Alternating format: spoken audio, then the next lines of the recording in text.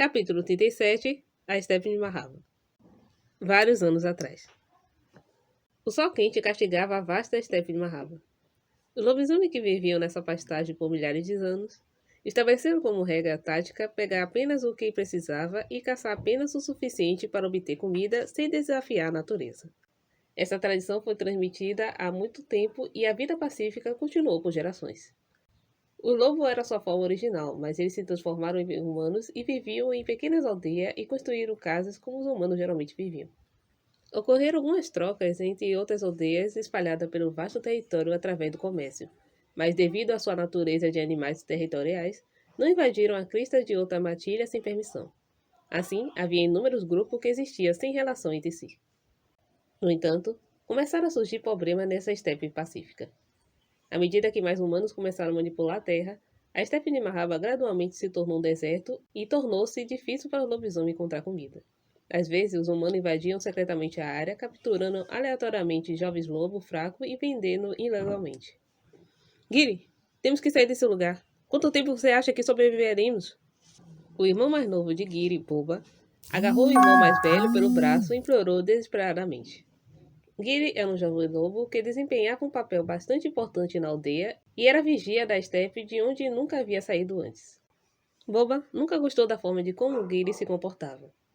É verdade que os lobos viviam em matilha, mas o líder que assumiu o papel de alfa não precisou sacrificar tudo. Você sabe, Boba, Hali está grávida. Não será fácil partir imediatamente.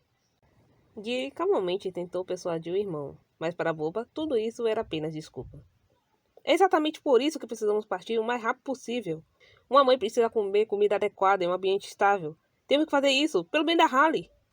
Giri conversou com Boba debaixo de uma árvore zekova, ao longe para não incomodar Hali. Mas mesmo à distância era óbvio que eles estavam envolvidos em uma conversa séria.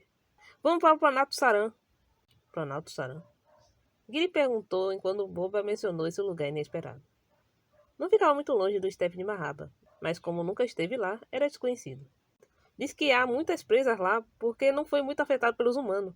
Muitas matilhas de lobo já se mudaram para lá. Devemos nos mudar para lá também, Giri. Para Giri, porém, a casa não podia ser arrancada tão facilmente. Boba sabia disso e isso o deixou ainda mais frustrado. Por que você está com pressa de repente?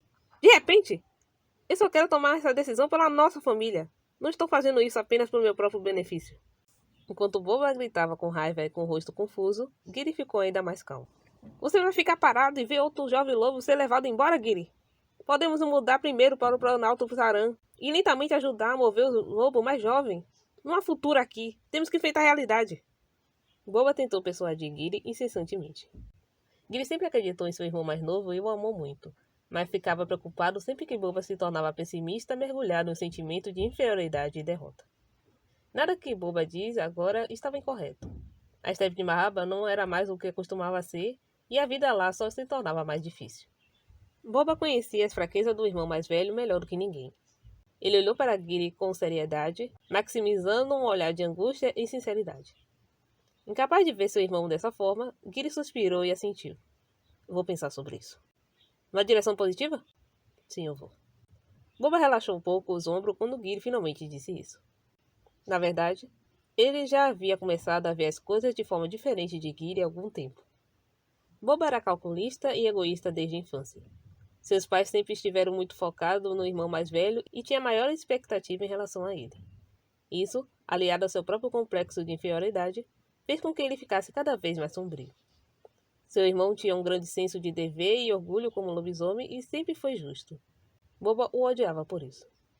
Giri colocava os outros em primeiro lugar, era dedicado e estava disposto a defender a Steppe para os outros. No entanto, Boba achou que ele estava sendo hipócrita. Você não quer ser o rei dos lobisomens? Boba se lembrou da pergunta de Sera, sussurrada docemente em seu ouvido. Ele queria ser o rei dos lobos que segurou a Steppe na palma da mão e reinou sozinho. Giri se sacrificou pelo bem da sua espécie e manteve sua posição, mas o jeito de Boba era diferente. Ele acreditava que o único poder real era governar através da dominação. Boba tornou-se servo do vampiro Taijo, respondendo a Sera. Ele atraiu o jovem lobisomem que vivia no Steppe de Mahaba e os entregou à organização dos vampiros de Sera. Sera já tinha um controle rígido e certificado com o estado mental de Boba e, portanto, as ações de Boba tornaram-se mais ousadas. Não são tantos hoje pelo que eu vejo. disse Sarah boba enquanto contava os números de um jovem lobo inconsciente acorrentado pelos pés. A razão não estava clara, mas o vampiro Tádio continuava a realizar experimentos nos quais seu sangue era coletado e injetado no indivíduo. Humanos com habilidades físicas especiais ou lobisomem foram deliberadamente feridos e manchados com sangue de vampiro, ou os vampiros abriram intencionalmente a carne dentro da sua própria boca e enfiavam suas presas nas cobaias. Ocasionalmente, se o experimento continuasse involuntariamente quando tanto o vampiro quanto o sujeito tinham ferimentos em seus corpos. Havia casos em que os humanos à beira da morte eram ressuscitados como vampiro. Eles são muito jovens dessa vez. De qualquer maneira, morrerão em breve. A primeira a nascer pelas mãos de Sarah dessa maneira foi Lara, que ficou ao lado dela. Lara desejava esquecer todas as lembranças dos seus dias como humana. Depois de apagá-lo prontamente para ela, Sarah agora usava Lara para cumprir suas ordens como um conjunto extra de membros. Boba franziu a testa com o comentário de Lara. Todos irão se mudar para o Planalto Saran em breve. Será uma migração em massa. Você pode tirar vantagem disso. Podemos confiar em você? Claro! Muitos lobos seguem Giri. Eles acreditarão nele e irão embora ou permanecerão aqui. Seja qual for a sua escolha, eles serão dispersos. Isso não tornaria a coisa mais fácil para vocês também? Boba sabia melhor do que ninguém que a melhor maneira de caçar lobo, habituado como estava vivendo em matilha, e a luta estratégica, era dispersá-los. Se ele aguentasse um pouco mais, sua vida como intermediário logo terminaria. Ele não poderia existir sob o comando de Sarah para sempre. Quando a oportunidade surgisse, ele pretendia ascender como herói dos lobos restantes e dominados. Você terá que cumprir essa promessa, boba. Sarah não dispensou palavras. Ela exigia resultado com prova e com todos os aspectos. Quando surgia fracasso, ela resolvia tudo com a morte. Seus olhos vermelhos tremiam com uma certa loucura que fez garganta de Boba apertar. Só depois que Sarah e suas aliadas partiram é que Boba cuspiu no chão enojado. Najak, que era de baixa estatura, pulou da cama suando frio como se tivesse acabado de acordar de um sonho. Depois de passar por um pequeno corredor e verificar a fraca luz laranja ao velho lustre pendurado na parede, Najak chegou em segurança ao quarto da sua mãe. Com marcas de lágrimas no rosto, Theo deitou no colo da mãe com os braços em volta dele. Oh, parece que você teve um pesadelo. Ela riu um pouco enquanto batia ritmicamente no peito de Theo. Seguro em seus braços, as pálpebras de Theo ficaram pesadas. Ele lentamente fechou os olhos e murmurou. Sim, foi assustador. Sua mãe fechou o livro que estava lendo e esperou que Theo caísse em um sonho profundo. De novo? Najak perguntou enquanto se sentava em frente à mãe. Ele observou seu irmão mais novo que ainda se comportava como uma criança. Ele sabia que sua mãe costumava sair para pegar um copo de água à noite, então ele geralmente levava para ela um copo pequeno e um beijo de boa noite todas as noites. Najak foi seu primogênito doce, quieto e atencioso. Você não dormiu? Acordei quando ouvi Theo correndo pelo corredor. Ele é grande demais para agir como um bebê. A meus olhos, vocês dois ainda são bebês.